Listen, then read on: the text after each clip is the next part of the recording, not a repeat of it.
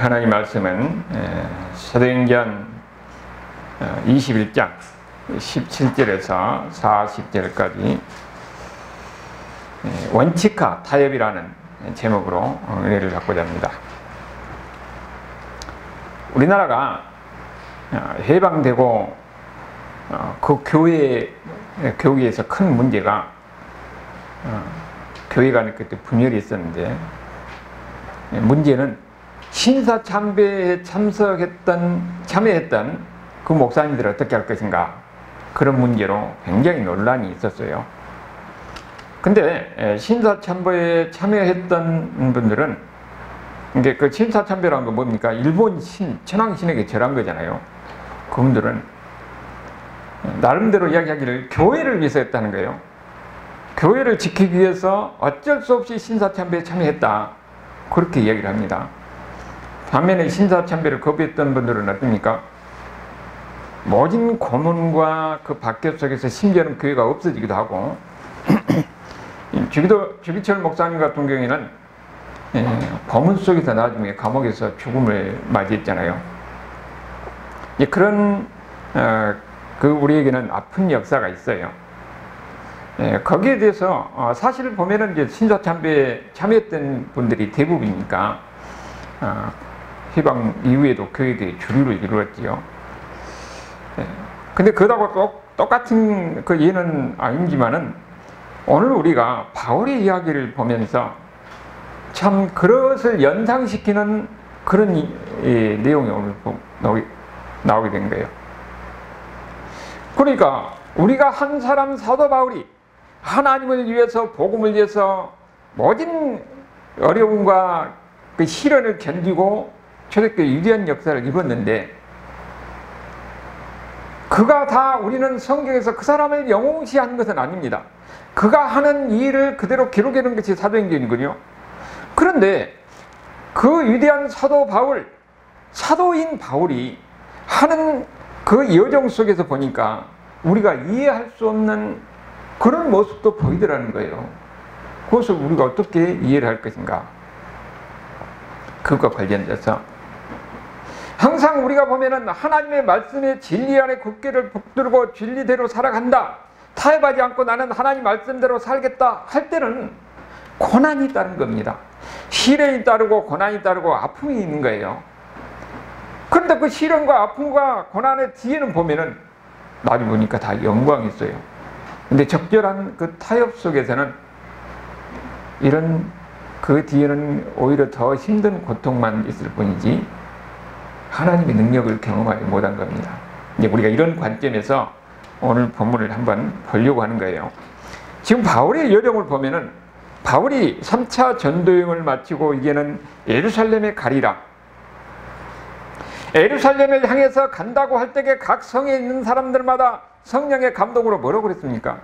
예루살렘 가면은 많은 고난이 있을 것이다, 거기에는 박해가 있을 것이고 감옥에 갇힐 것이다 하는 그런 이야기를 많이 해요. 그런데 바울이 뭐라고 그럽니까? 내가 가다가 고난이 있을지라도, 심지어는 죽는다 할지라도 나는 그것이 하나님의 뜻이기 때문에 나는 거기에 가겠다, 그런 엄청난 각오를 하고 예루살렘에서 가는 겁니다. 결국은 그 밀리도를 거쳐서 배를 타고 구브로를 거쳐서 그 다음에 이 베니게 지방으로 와서 가이사라에서 이제는 예루살렘에 도착하는 거예요. 오늘 본문은 드디어 바울이 예루살렘에 도착하는 겁니다. 도착하니까 형제들이 바울을 기꺼이 영접했다고 그러잖아요. 그리고 18절에 보면은 바울이 우리와 함께 야고보에 들어가니 장로들도 다 있더라.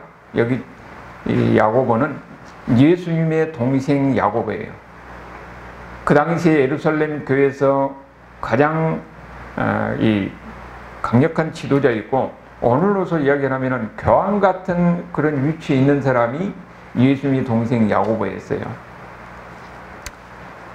그리고 그의 장로들과 그들에게 문안을 하고, 그리고 19절에 보면은 바울이 문안하고 자기의 사역으로 말미암아 이방 가운데 역사하신 일을 낱낱이 말했다. 사역 보고를 하는 거죠. 선교 보고를 하는 겁니다. 그런데 우리가 바울이 지금 1차, 2차, 3차 전도여행을 다니면서 주로 어떤 일이 일어났느냐?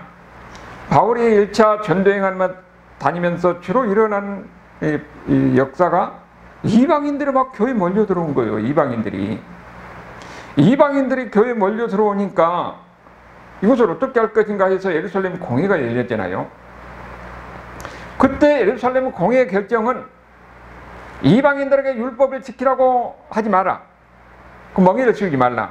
그리고 할례를 받으라고 행하지 말라. 오직 유대인들이 싫어하는 몇 가지만 금기하고 나머지는 예수 안에서 이런 자유함을 가지고 믿음의 생활을 할 수 있게 하라고 결정하면서 그 통지를 하는 거예요. 그러니까 이방인들이 더 많이 교회에 들어와서 이런 초대교회 당시에 교회가 붕괴 됐어요. 바울이 2차 전도행, 3차 전도행 다니면서 계속적으로 하는 것이 뭡니까? 그때마다 보니까는 소아시아 지방을 거쳐서 북쪽 마케도냐, 남쪽 아가야 지방, 지금 그리스 지방이죠. 거기 하니까 이방인들이 교회에 많이 몰려 들어와요. 다 많은 사람들이 예수 믿게 되는 그런 현상이 벌어진 거예요. 그러면은 우리가 여기서 보면은 이제 우리 지금의 시각으로 보면은 좀 생소하기도 하지만은 그 당시의 배경을 우리가 연상하고 이 성경을 봐야 합니다. 예루살렘 교회는 유대인 중심의 교회였어요. 그 다음에 예루살렘 교회 이 수리아 안디옥 교회는 거기는 절반은 유대인, 절반은 이방인들이에요. 그리고 바울이 전도하면서 다닌 교회들, 소아시아 지방, 그 다음에 북마케도니아 지방, 남아가야 지방, 지금 그리스 지방에 있는 데는 다 이방인들이 교회에 들어옵니다. 그래서 이방인 중심 교회가 되는 거예요, 거기에. 그런데 바울이 전도하러 다닐 때가 어땠냐? 바울이 처음에 갈 때는 항상 거기에는 유대인들이 있는 회당을 중심으로 전도를 했어요. 유대인들이 있는 회당에 들어가면은 어떻게 됩니까? 유대인들 반발이 심했거든요. 왜냐면은 거기 유대인들 모여있는 가운데도 바울이 뭐라고 그러냐면은 이제는 율법은 예수 그리스도의 오심으로 해서 율법은 끝났다. 예수님 오심으로 해서 율법은 완성되었기 때문에 더 이상 율법을 지킬 필요가 없다. 그렇게 얘기하는 거예요. 그러니까 그들에게 쓰는 율법이라는 것은 그들에게 수천 년 동안 지켜왔던 것이기 때문에 율법을 무시하고 율법을 안 지켜도 된다고 하는 것은 그들에게는 엄청난 사건이지요. 그래서 반발하는 겁니다. 그리고 그 당시 또 하나 뭐가 있냐면은 유대인들에게는 자기들은 특별히 하나님의 택한 민족들이다 이런 생각이 있었어요. 그리고 이방인들은 항상 무시했습니다. 그러니까 이방인들과 자기하고는 같을 수가 없는 거예요. 근데 바울이 다니면서 뭐라 그럽니까? 이제는 예수 그리스도에서는 이방인이나 유대인이나 다 같이 하나다. 똑같이 동등하게 취급하는 거예요. 그러니까는 바울에 대해서 반감을 가지고 반발하는 겁니다.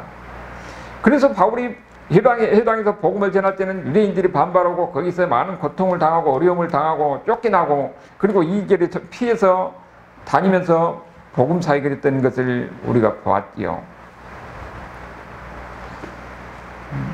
그런데 우리가 바울이 하는 그 사역을 돌이켜보면은 바울이 예수 그리스도의 복음을 전함으로 말미암아서 이방인들이 예수를 믿었잖아요. 그럼 그들은 뭐라고 했었습니까? 다른 신을, 우상을 섬기고 있었거든요.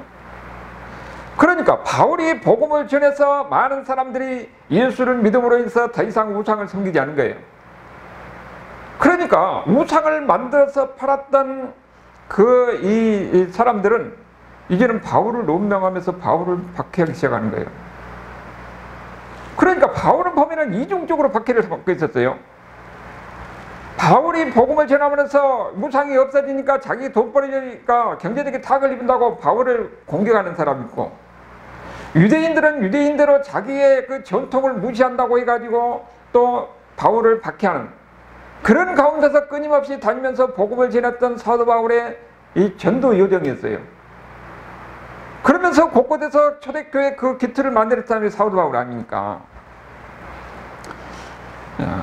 그러니까 오늘 여기서 바울이 그런 가운데 있었던 일을 지금 예루살렘 교회에 와가지고 그 야고보를 비롯한 장로들 앞에서 보고를 하는 거예요.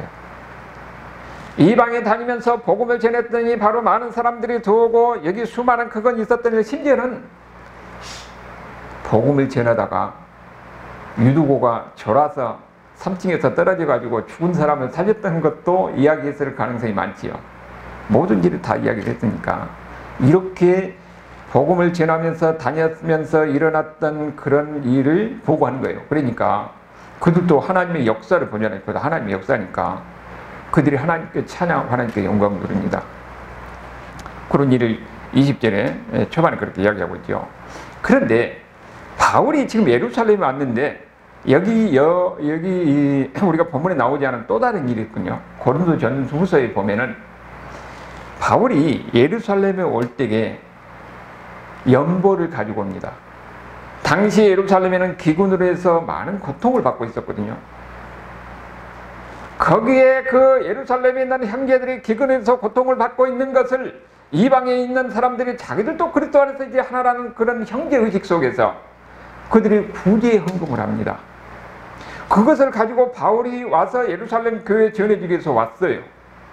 그런데 문제는 로마서 15장에 보면은 저들이 과연 예루살렘 교회 성도들이 그 지도자들이 바울이 가지고 온 군제 헌금을 받을까 걱정인 거예요. 왜 그러냐면은 그 당시 사람들은, 유대인들은 예수를 믿어도 그 사람들은 율법을 지키고 있었죠. 왜냐면은 유대인들은 율법을 지킨 것이 어려서부터 그 습관화되어 있거든요. 그러니까 율법을 지킨 것이 너무도 자연스러운 거예요. 예수를 믿어도 그들은 율법을 지키고 있었던 거예요. 율법적인 그런 습관을 그대로 가지고 있었던 거지요. 그리고 그들에게는 어떤 생각이 있었습니까? 예수를 믿음에도 불구하고 그들은, 유대인들은 우리는 특별한 존재다, 하나님의 특별한 택한 사람이라는 그런 의식이 강해가지고 이방 사람들에게, 그러니까 예수를 믿어서 새로운 사람이 되었음에도 불구하고 유대인의 그 관습에서 벗어나지 못해서 이방 사람들을 무시했거든요. 그러니까 이방에서 걷는 헌금을 과연 그들이 받을 것인가? 로마서 15장에 보면 그걸 걱정하는 겁니다. 이제 그런 문제가 있었던 거예요. 우리가 여기에는 초대교회 당시 상황을 우리가 잘 볼 필요가 있습니다. 초대교회 당시는 초기와 후기로 나누거든요. 그 초대교회 당시의 가장 큰 문제는 율법주의의 문제예요. 율법주의가 뭐냐 하면은 바울은 그 율법주의와 싸우는데, 여러분 사람이요, 어떤 생각을, 어떤 것을 우리가 받아들이면은 그게 하루아침에 사람이 확 바꿔지냐? 그렇지 않습니다. 그 오랜 갈등과 또 여러 가지 이 혼란 상황 속에서 시간이 지나면서 우리가 생각이 바뀌고 우리 습관이 바뀌고 모든 것이 바꿔지거든요. 그러니까 그들은 율법에 오랫동안 젖어있던 사람들이 그들 예수를 믿은데, 예수를 믿음에도 불구하고 그들은 율법적인 그런 것에서 벗어나지 못하는 거예요. 그러니까 그들은 예수를 믿음에도 불구하고 동시에 뭐가 있냐? 그들은 율법을 지키고 있는 겁니다. 그러니까 바울이 지금 여기에서 끊임없이 그들과 이런 대립하는 겁니다. 이미 예수님이 오셨음으로 해서 더 이상 율법은 끝났다, 율법은 안 지켜도 된다, 율법은 명예를 매지 마라, 이것을 이미 예루살렘 공회에서도 결정을 했잖아요. 그럼에도 불구하고 그들은 그대로 안 지켜요. 그러니까 그 초대교회 당시에는 예수를 믿음에도 불구하고 율법을 지키고 그 다음에 지켜야 된다고 그렇게 생각하고 그렇게 살았던 거예요. 근데 거기에서 강력하니 이야기하는 것이 바울이 1차 전도여행 때 쓴 갈라디아서입니다. 여러분, 갈라디아서가 그래서 이 초대교회 당시에 이 기독교하고 이 유대교를 명확히 구분해주는 아주 중요한 서신서예요. 율법과 복음의 관계를 가장 정확히 설명한 것이 갈라디아서입니다. 그래서 갈라디아서가 가장 최초의 선서신이에요. 거기서 뭐라고 그럽니까? 이미 율법은 안 지켜도 된다는 거예요. 하려도 할 필요가 없다는 겁니다. 이제는 예수 믿는 사람들은 자유함이라는 거예요. 그러면서 율법주의를, 아직도 율법에 젖어 있는 그들과 끊임없이 투쟁하면서 복음을 지켰던 사람이 바로 사도 바울입니다. 그래서 기독교의 기초를 만든 사람이 바로 바울이에요. 그런데 후기에 가면은 어떤 일이 벌어졌냐면은 여러분, 사람은요 항상 주변의 영향을 받습니다. 주변에 있는 사상, 주변 철학의 영향을 받아요. 후기 가니까 거기에 헬라 철학이 교회 안에 들어옵니다. 그 헬라 철학에서 특별히 이 플라톤 철학이 그 영향을 미치는데, 플라톤 철학의 후기 플라톤 철학이 나중에 그 영지주의, 종교가 돼가지고 영지주의가 되거든요. 그래서 그걸 어떤 생각을 하느냐, 물질세계가 정신적으로 이분법적으로 나눠요. 정신세계는 고상한 것이고 물질세계는 저급한 것이다. 그러면서 아니, 예수님이 하나님이라면은 어떻게 고상한 이 하나님이 인간의 더러운 인간의 육신을 먹고 저급한 인간의 육신을 입고 오느냐. 그러니까 예수님이 인간의 육신을 입고 오는 것도 부인하는 겁니다. 이런 것이 교회에 들어와가지고 완전히 그 당시에 굉장히 교회를 혼란스럽게 하는 겁니다. 여기에 대해서도 바울도 강력하니 그런 영주주의적 사고를 가진 사람들을 배격하고 그들과 싸우는 거예요. 그리고 특별히 거기서 영주주의가 가장 많이 싸운 데는 요한 1, 2, 3서입니다. 요한 1, 2, 3서도 끊임없이 영주주의를 공격하면서 복음의 본질을 지키려고 노력했던 거예요. 지금 그러면은 우리가 오늘 본문에 본 이 당시 내용은 어떠느냐, 지금은 초대교회 당시 초기 얘기군요. 그러니까 바울이 율법주의와 싸울 때입니다. 우리가 내용을 보면 바울이 율법주의와 어떻게 싸우고 있는가 하는 것을 볼 수가 있어요. 왜냐하면 그들이 아직도 예수님에도 불구하고 율법에서 완전히 벗어나지 못하고 있는 그런 상황이니까. 그리고 그 당시에도 아까 이야기했지만은 유대인들은 아직도 예수님에도 불구하고 자기들만이 특별히 하나님의 택한 민족이다, 선민의식을 강해가지고 이방인들을 무시하고 이방인들과 가까이 하지 않으려는 그런 경향이 있거든요. 그런데 그 이방인들이 이방 교회에서 그리스도 형제 속에서 고통받고 있는 예루살렘 교회에서 헌금까지 가지고 왔는데 과연 그들이 헌금을 받을 것인가 하는 것을 바울이 걱정할 정도로, 그 정도로 그 분위기였어요. 그 당시 분위기가. 그런데 바울은 어떻게 했느냐, 바울은 계속적으로 이제는 그리스도 안에서는 이방인도 없고 또 유대인도 없다, 이방이나 유대인이나 그리스도 안에서는 하나다. 그리고 에베소에서는 이것이 비밀이라고 그랬어요. 감췄던 비밀이 이제는 드러났는데 그게 뭐냐, 이제는 이방인이나 유대인이나 그리스도 안에서는 하나라는 것을 계속적으로 이야기하면서 하나가 되게 하려고 바울이 끊임없이 노력했던 겁니다. 그러니까 바울이 보면은 그 당시에 초대교회 당시에 복음의 이 본질을 지키려고 그들 가르치고 그를 위해서 싸우고 그렇게 노력했던 것을 우리가 알아야 돼요. 그러면은 오늘 본문에 들어와서 그 당시 바울은 어떻게 했는가, 이 상황에서 어떻게 했는가, 오늘 우리가 보니까 먼저 20절 21절을 보니까 바울에서도 어떤 그 장로를 보니까 바울이 하는 사역 보고를 하면서 놀라운 하나님의 역사를 보고 찬양을 했잖아요. 그런데 그 장로들이 뭐라고 합니까? 바울대로 형제여, 그대도 보는 바와 유대인 중에 믿는 자 수만 명이 있으니 다 율법의 열정인 자라. 그 율법의 열정인 자를 하시됨이라고 그러거든요. 지금도 유대인들 보면은 그 모자 쓰고 뭐 이상한 그 모습으로 다니는 사람들이 있어요. 그 사람들이 군대도 안 가고 금요일날 되면 막 장사한다는 문 닫으라고 발을 행패 부리고 하는 사람들이 그 하시됨이라는 사람들이에요. 예수님 당시에 열심 당원이 있었는데 이 사람들이 예수 믿는 거입니다.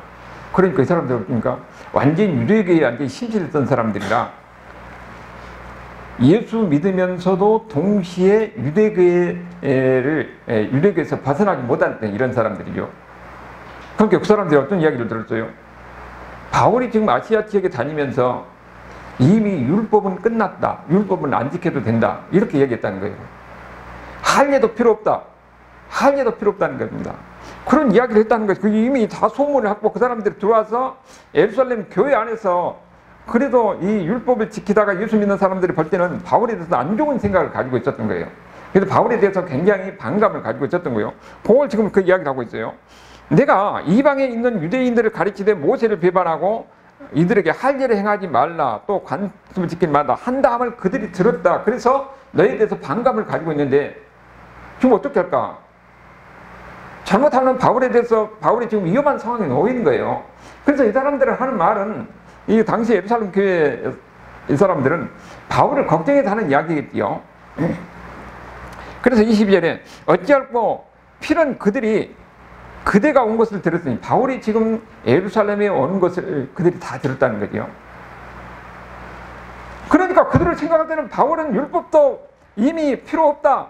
아니, 자기들이 그렇게 금과옹격처로 지켜오는 그런 신앙의 기반을 흔들게 하니까 바울에 대해서는 굉장히 안 좋은 생각을 가지고 있는 거예요. 그들은 아직도 율법주의에 젖어 있어가지고 신앙생활을 하면서도 동시에 율법을 지켜야 된다는 것을 그렇게 생각하고 있었던 거예요. 바울은 그것은 아니라고 하면서 이 전도여행 다니면서 교회마다 이제는 새로운 시대가 됐으니까 율법을 지킬 필요가 없다. 율법은 끝났다. 이미 이제는 이 할례도 필요가 없다. 오직 예수님 안에서는 자유함이 있다. 이것을 가르치는 겁니다. 그러니까 그런 배경 속에서 지금 그런 상황 속에서 일어난 일이에요. 그게 어떤 일이 일어났는가 보니까 23절에 우리가 말한 대로 하라. 서운한 사람이 4사람이 있으니, 지금 여기 이야기는 뭐냐? 우리가 보면은 이해할 수 없는 일이 여기서 벌어진 겁니다. 그들을 데리고 함께 결례를 행한다는 정결 예식을 한 거거든요. 그런데 뭐라고 하냐면은 그들을 위하여 비용을 내서 머리를 깎게 하라. 그러면 모든 사람들이 그들에 대하여 들은 것은 사실이 아니고 그들도 율법을 지켜 행하는 줄 알 것이라. 이해할 수 없는 일이 여기서 일어나는 겁니다. 지금 이건 뭐냐면은 나실인, 머리를 깎고 하는 것은 나실인이 하는 의식이거든요. 근데 나실인은 정결 예식이라고 머리를 깎고 여러 가지 절차를 떼서 그런 행사를 해요. 그러면 그때 바울에게 뭐라고 하냐면 당신도 거기에 참석해서 이 나신의 선을 동참해라. 그러면서 당신이 다른 사람들 볼 때 율법을 지키는 것처럼 그렇게 하라는 거예요. 이해가 안 되는 이야기예요.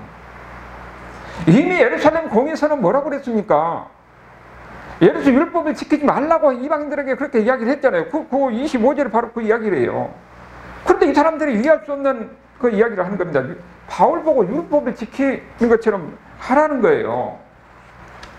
그러니까 그 25절에서 이야기는 이미 예루살렘 공회에서 결정하는 것 같이 이방인들에게는 율법을 안 지켜도 된다. 다만 25절에 나온 것 같이 이것만 지키면 된다고 우리가 편지를 했다. 근데 지금은 여기는 예루살렘이 아니냐.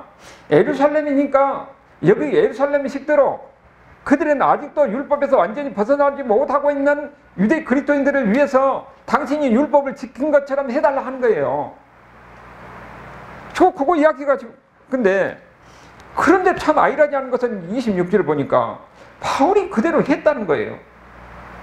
이거 지금 우리가 지금 이해가 안 되죠. 바울이 그 사람들을 데리고 이튿날 그들과 함께 결례를 행하고 성전에 들어가서 각 사람을 위해서 제사를 드리고 이런 결례를 했다는 거예요. 율법을 지켰다는 거잖아요. 여기에 대해서 많은 논란이 있습니다. 왜 바울이 이렇게 했을까? 그래서 혹자는 그렇게 얘기합니다. 고린도전서 9장 19절에서 21절을 보면은 내가 유대인을 얻기 위해서 유대인처럼 행하고 율법에 아래 있는 사람들을 얻기 위해서 율법에 아래 있는 것은 그들을 얻기 위해서 그들처럼 했다. 그 사람들을 얻기 위해서 그 율법을 지킨 사람들을 그들 속에 들어가서 율법을 지킨 것처럼 행동을 해서 이렇게 한 것이 아니야. 그렇게 이야기한 사람도 있는데 대다수 의견은 바울이 잘못 판단한 것이다. 이렇게 얘기를 합니다. 그 뒤에 실제로 결과를 보면 그래요. 바울은 지금 여기 내용은 어떻습니까? 바울이 지금 그 예루살렘 교회 그 지도자들은 바울을 생각해서 많은 사람들이 당신에 대해서 반감을 갖고 있으니까 당신이 혹시 이 위험한 상황에 처해 있으니까 그들이 볼 때 바울이 율법을 지킨 것처럼 보이라. 그래서 율법의 의식을 행하라고 한 거잖아요. 그래서 지금 결과는 그들이 바울이 율법을 지킨 것처럼 행함으로써 그들도 수긍할 것이다 하고 예상하고 했는데 나중에 바울은 그대로 지켰어요. 그 뒤에 결과가 어떻게 됩니까? 뒤에 보니까 그야말로 바울은 죽을 지경으로 맞았어요. 거의 맞아가지고 거의 죽을 지경이 됐는데 31절에 보면 천부장이 개입해가지고 겨우 바울이 맞아 죽을 직전에 거기서 살아난 겁니다. 하나님이 천부장을 통해서 바울을 보란 거죠. 얼마나 맞았느냐 하면은 35절을 보면 바울이 층대에 이를 때 무리의 폭행으로 말미암아 군사들에게 들려간다고 합니다. 이게 얼마나 맞았으면은 들것에 틀려가지고 그야말로 층계로 올라가죠. 계단을 못 올라갈 정도 이렇게 맞았던 거예요. 그러니까 언제든지 바울이 지금 예상했던 것과 전혀 다른 모습이죠.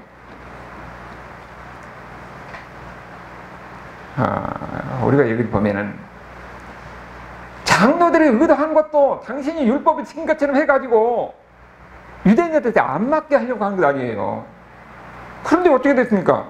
오히려 율법을 바울이 해서는 안 되는 율법을 지키는 그런 행위를 해서 결국은 이렇게 엄청나게 고통을 당하는 거예요. 바울도 보니까 자기가 의도한 것과는 전혀 다른 결과를 가지는 거예요. 우리가 여기도 보면 바울이 하는 행동은 복음의 번기를 훼손하는 이런 행동이었어요. 우리가 여기 내용을 보면은 이미 그러면은 바울이 지금 어떻게 가르쳤느냐? 갈라디아서 보면은 바울이 가장 중요한 게 갈라디아서라고 그랬잖아요. 갈라디아서 1장 6절에서 8절까지 보면은 뭐라고 하냐면은 다른 복음을 따르는 것을 이상하게 내가 여긴다고 그랬어요. 그리고 다른 복음은 없다고 그랬습니다. 다른 복음은 뭐냐면은 예수님의 십자가 외에 거기다가 율법을 더한 것은 다른 복음이에요. 그러면서 이 갈라디아서 1장 8절에 보면은 다른 복음을 전하는 것은 저주를 받을 것이다. 바울이 그렇게 이야기를 했어요. 예수님의 십자가 외에 다른 율법을 지키게 하는 것은 그것은 이미 다른 복음인데 이것을 전한 사람은 저주를 받을 것이다. 바울이 그렇게 얘기한 이야기입니다. 그리고 심지어는 바울이 어떻게 했느냐? 그 안디옥 교회에 있을 때에 이제 예수 믿는 사람들은 유대인이나 이방이나 벽이 없기 때문에 같이 식사할 수가 있어요. 원래는 유대인들은 이방인들과는 접촉 안 합니다. 이방인들과는 식사도 안 합니다. 이방 땅에 오면 발에 먼지도 털어볼 정도로 이방인들과는 철저히 격리된 생활을 했어요. 그러니까 그들은 언제 이방인들과 같이 한다는 것은 상상할 수 없던 일이죠. 근데 이제 예수를 믿으니까 이방인과 차이가 없거든요. 그래서 안디옥에서 같이 식사를 했어요.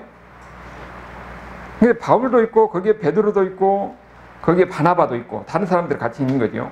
그런데 예루살렘 교회 야고보로서 보내는 그런 사람이 온다고 그러니까 바울이 거기서 일어나 버린 겁니다. 아니 베드로가 일어나니까 다른 사람들이 일어나고 다른 사람들이 일어나니까는 거기에 바나바도 일어나고 다 자리 피해버린 거예요. 왜냐하면은 예루살렘에서 온 사람들이 그 사람이 야고보가 보낸 사람인데 이방인들과 같이 식사하는 그 모습을 보면 율법을 안 지킨다. 이것이 두려우니까 베드로가 일어나고 바나바도 다 일어나는 거예요. 그때 바울이 책망합니다. 베드로를. 지가 가서 예수 믿는다고 하면서 어떻게 그래서 율법을 하나님 말씀대로 행하지 않고 율법을 지키려고 하느냐. 바울이 그랬던 사람이에요. 베드로를 책망한 사람입니다.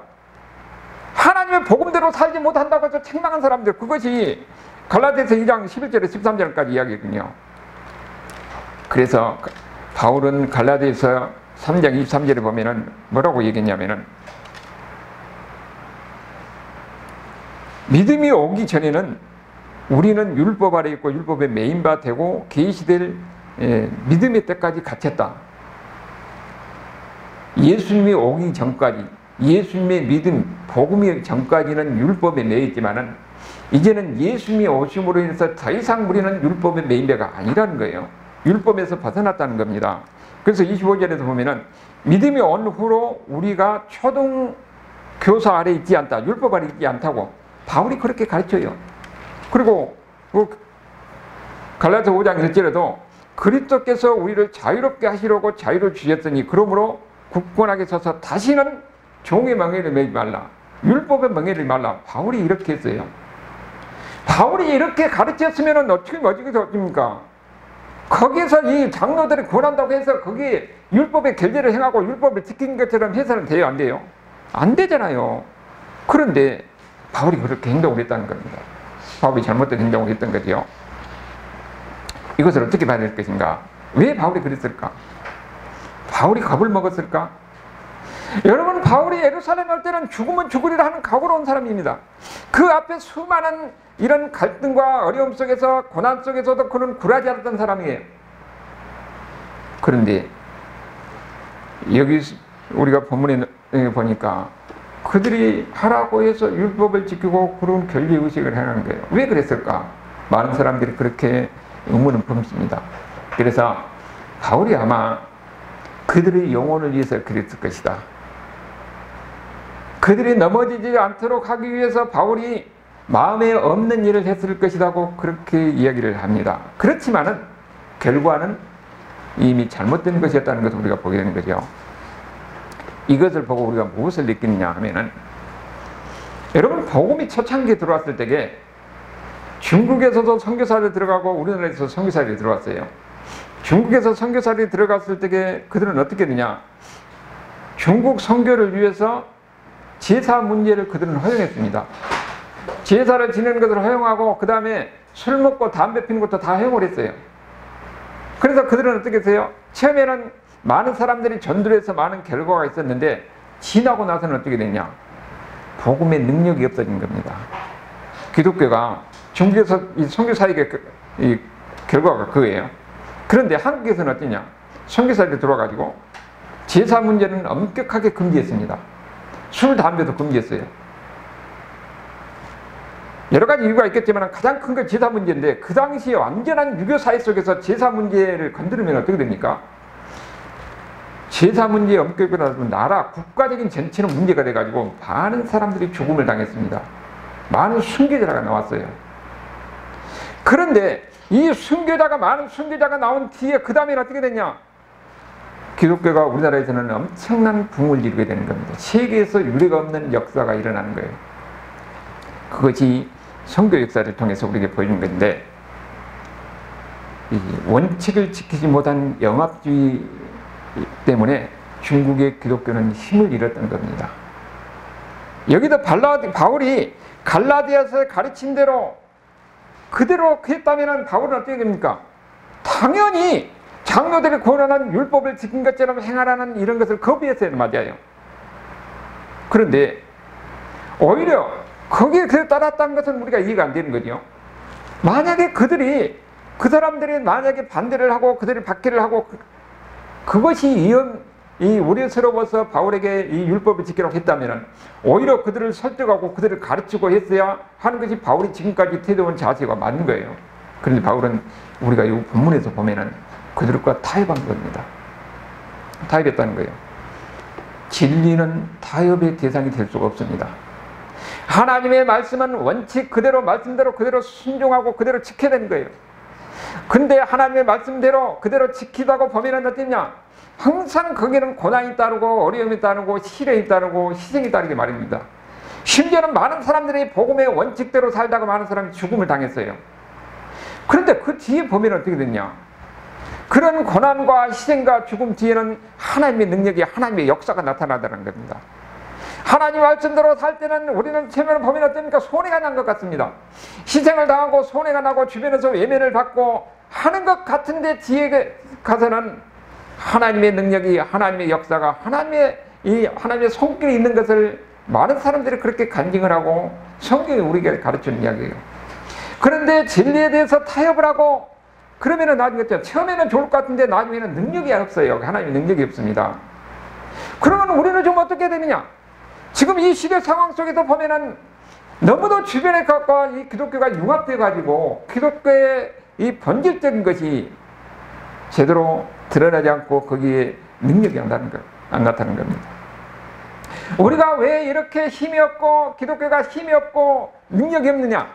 우리는 세상과 적당히 타협해서 신앙생활하기 때문에 그런 겁니다.